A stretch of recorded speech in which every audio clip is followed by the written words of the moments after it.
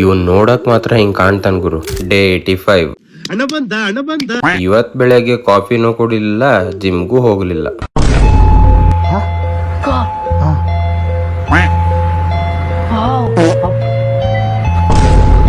ನಮ್ಮ ಅಂಟಿ ಸ್ವಲ್ಪ ಹಾಸ್ಪಿಟಲ್ ನಲ್ಲಿ ಇರುವ ಕಾರಣಾಂತರಗಳಿಂದ ಜಿಮ್ಮಿಗೆ ಹೋಗಲು ಸಾಧ್ಯವಾಗಲಿಲ್ಲ.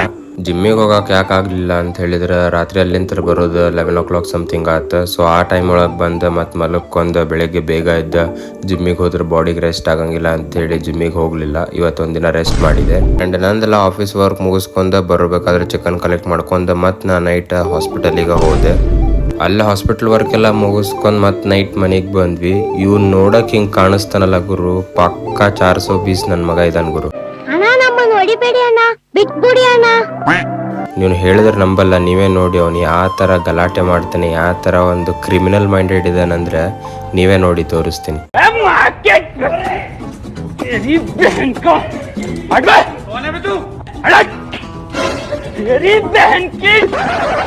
ಇವತ್ತಿಗಿಷ್ಟ, ನಾಳೆ ಸಿಗೋಣ. Stay fit and focused. ಸಿಗುವ ನಾಳೆ. ಟಾಟಾ.